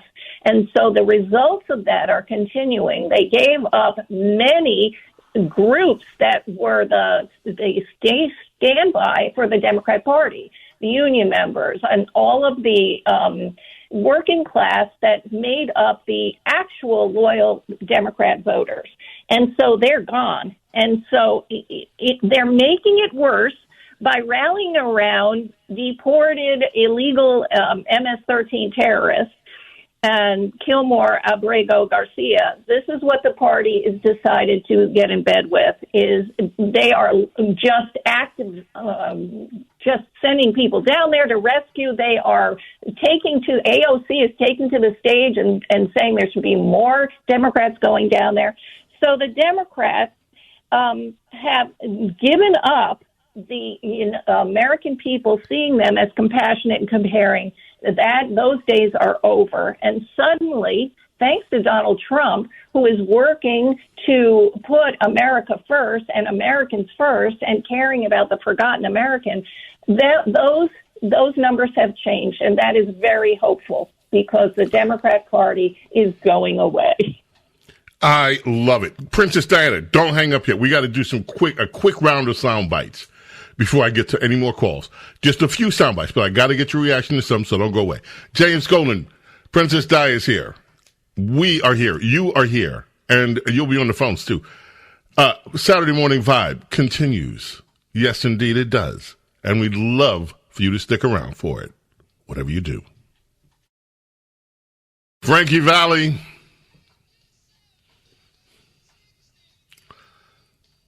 Birthday today. Born in 1934. Of course, Frankie Valli, the Four Seasons. The James Golden Show on the Red Apple Podcast Network. The James Golden Show on the Red Apple Podcast Network. One of their big ones here. So many. Big Girls Don't Cry. Sherry. Oh, my goodness. Sherry from the 1960s. Big Girls Don't Cry. They do all over the place on social media these days. And, of course, this one went number one, 1976. And Frankie Valli showed up again in 78 with Grease. The amazing, incredible Frankie Valli. Happy birthday. Princess Di is here. I just got to hear the hook. I'll give you.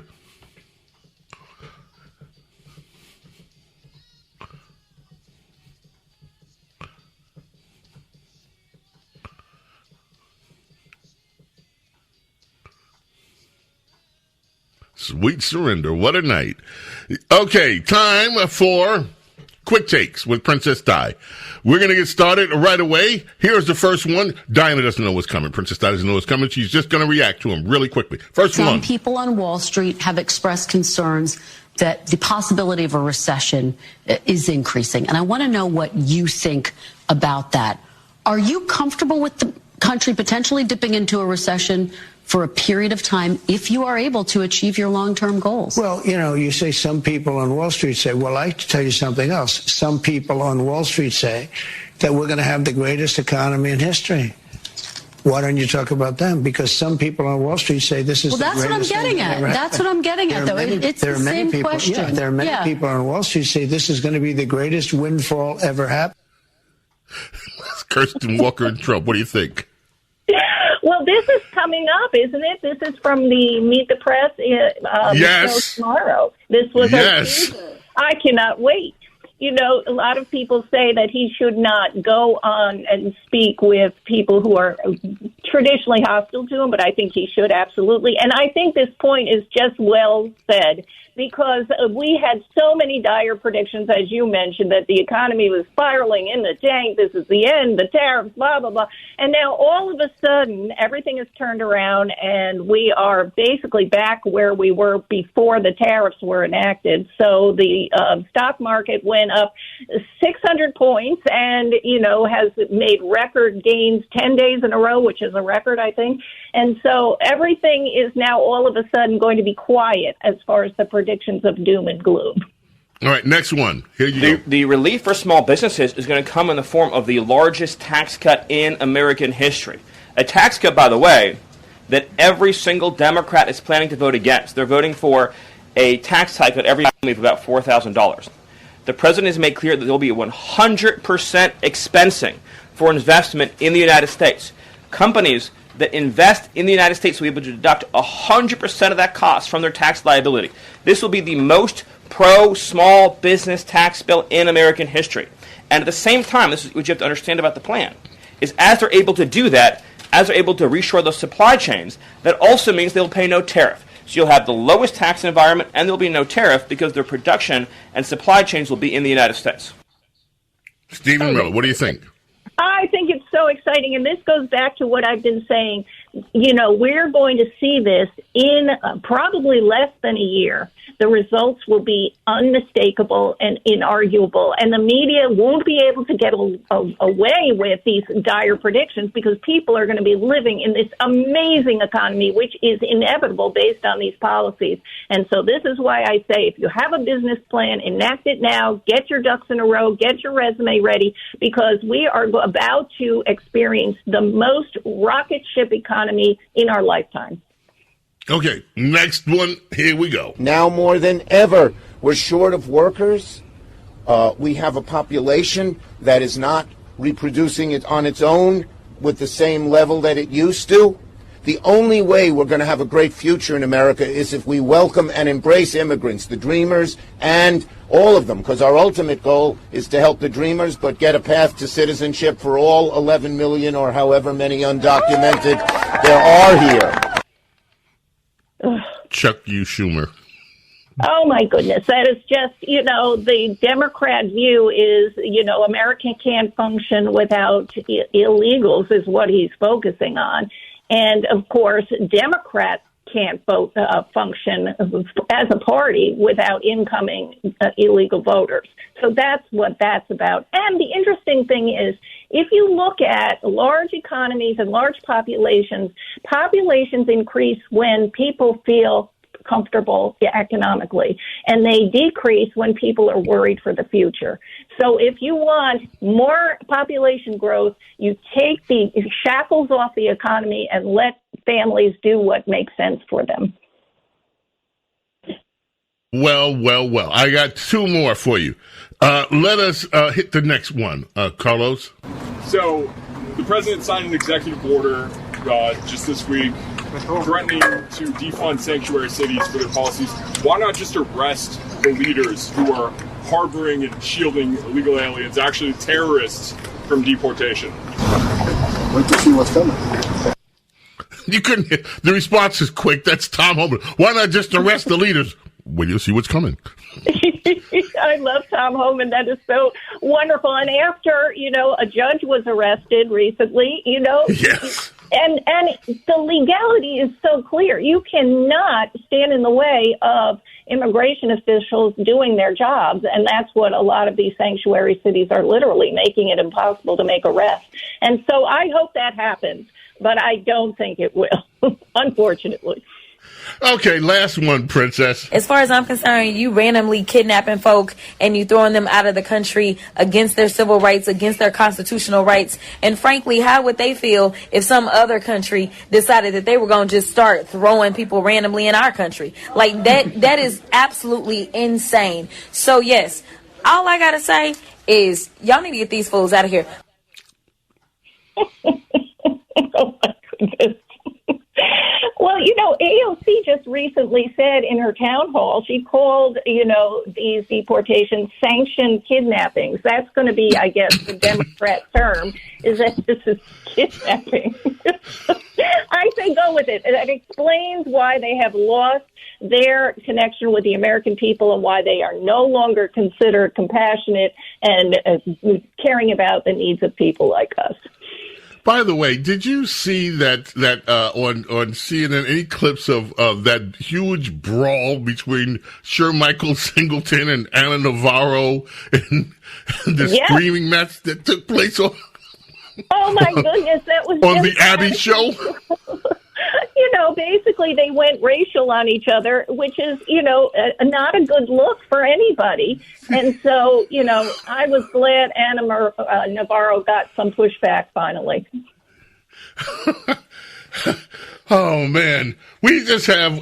I'm not going to play because it's just too long, but it's too funny. Okay, Princess Di, thank you as always, my... Princess, Your Highness. Thank you so much, Sir. And Carlos asked me when he was talking to me on the phone if I had an update on the Epstein files. So I promised him.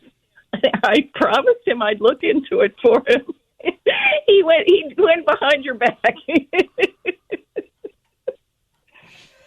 Excuse me? The Epstein. So it wasn't enough that he got the R story out there and got me in. He's going, a little bit sneaky. He's like, hey, you got anything on the Epstein file? I said, I don't, but I'll look into it. Just a heads up. I will look into it for him. Okay. Thank you, Princess Diana. Okay. Ladies and gentlemen, we're going to stop down really quickly. And, I got some housekeeping to do here. And now he's playing a song about perversion. Is she perverted like me? Who is this and why are you playing it? I'm not going to say the name right, but this is Alanis Morissette. Alanis Morissette. Alanis Morissette. Was that right? Yes, Alanis Morissette. Okay. I'm proud for myself. He or she started a 6-week run at number one with the UK album chart with Jagged Little Pill. The record produced 6 successful singles, including the one we're listening to, You Oughta Know, Ironic, You Learn, Hand in My Pocket, and Head Over Feet, which is an interesting title. With sales over 33 million copies worldwide. Nice. Jagged Little Pill was nominated for 9 Grammys, winning 5, including Album of the Year. I didn't know that. Making the 21-year-old? Oof. Yeah, she was 21 when she released this. Yeah. I didn't know that. Made her the hottest young artist up to that point, ever. I mean, well, not ever. But then, Alanis Morissette. This broke her big, Alanis. Yeah. Well, thank you, Carlos. And your little skullduggery move is noticed there. It wasn't enough. The R-Train story wasn't enough for you. Now you want to go Epstein. I thought we were a news show providing the news to the people, and we are. I mean, the truth. we are. That's what we do. Thank you, Carlos. The James Golden Show on the Red Apple Podcast Network.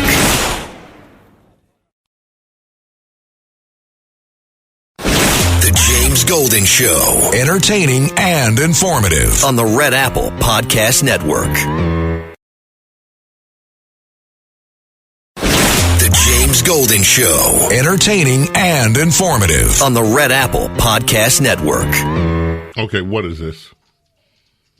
This is early Rihanna. Thank you, Carlos.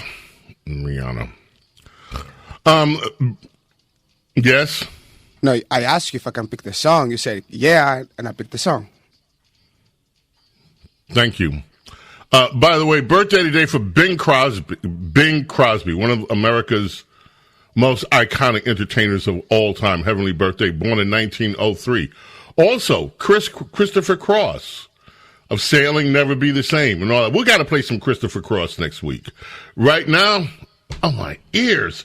Right now, it is time for America's small caffeinated mom, Rhonda Schrock. Good morning, Rhonda. Good morning, James. I don't know about you, but I am happily exercising my constitutional right to caffeinate. My goal is to be the most caffeinated mom in America. So I'm working on that. Amen to that. Good. Yeah. What do you have for us this week, Rhonda? Well, I have a quick question for you. When you were a boy growing up, did your mother bake bread? My mother baked everything. Did she? If it could be baked, she baked it, and it was great.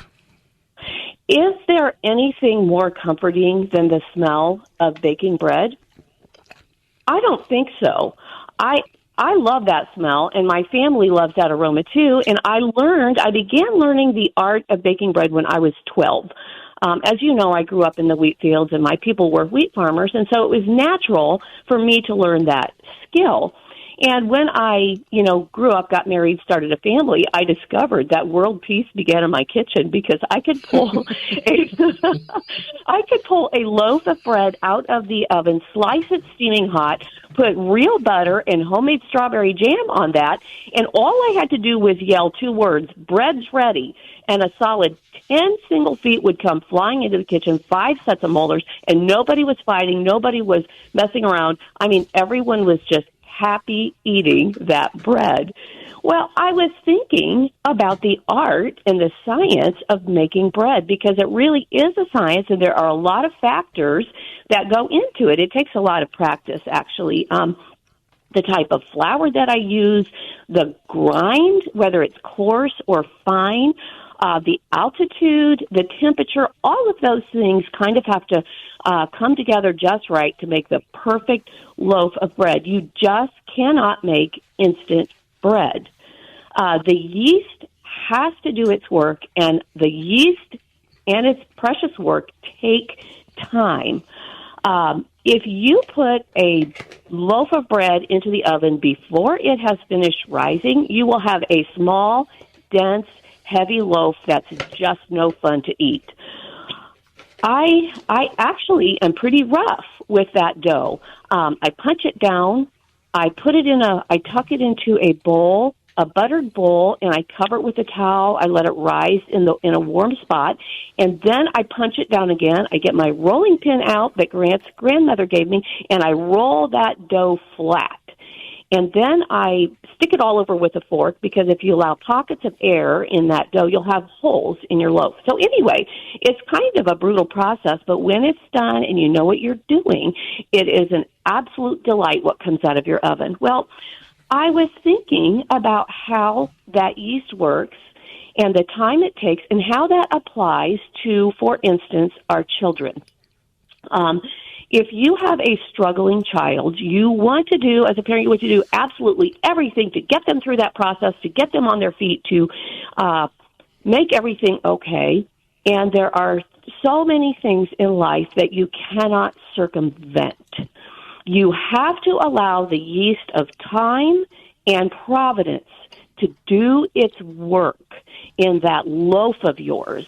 Because, again, if you try to force it and you, so to speak, bake it too soon, you will not have a good result. And that's the hardest thing in the world, to sit and wait and allow that yeast of faith and, again, time and providence to do its work and to just let it happen.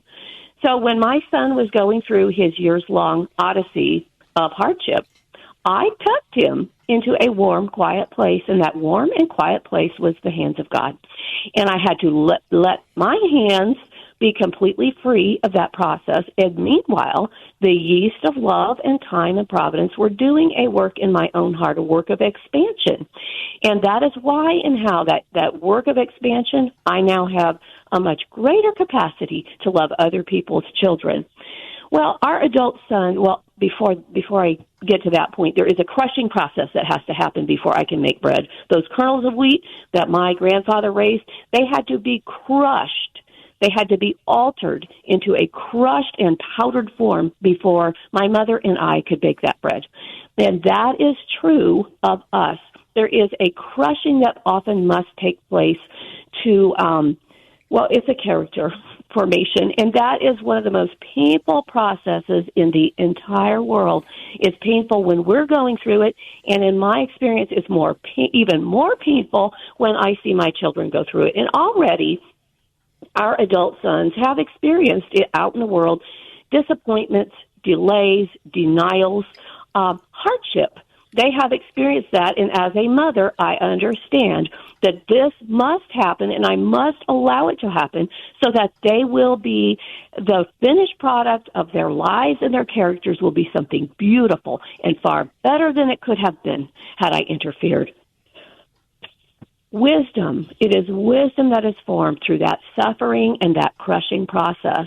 And so right now, my heart goes out to the members of this generation, and you speak to one of them every Saturday. You have some working for you.